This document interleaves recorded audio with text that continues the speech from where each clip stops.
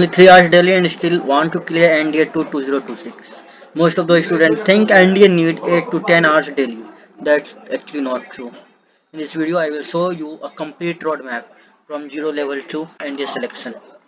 So, if you are in class 11th or 12th or starting late, the biggest problem or confusion is what to study. Actually, what to study. This is the main question. Or how to study. Or how to manage school or college with NDA preparation. So, the step one should be build basic first. Okay, you should build your basic first. Don't jump directly into hard questions.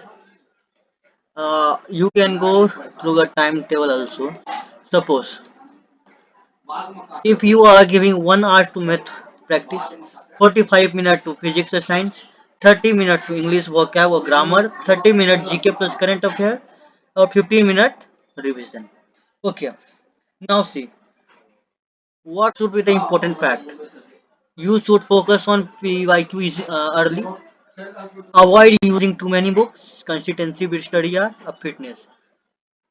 If we will talk about what we should not do in the preparation for NDA UPSC, ignoring PYQ, studying without revision, collecting too many books, or keeping physical fitness. If we will talk about physical fitness, then the physical fitness include running, push-up, core exercises, and stretching.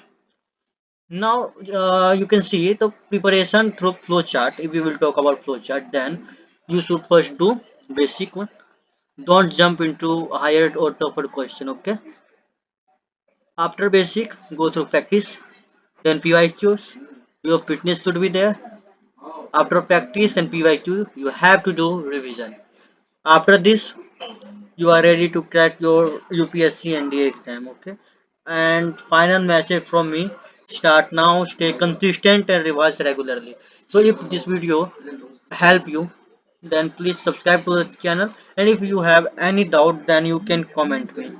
Thank you.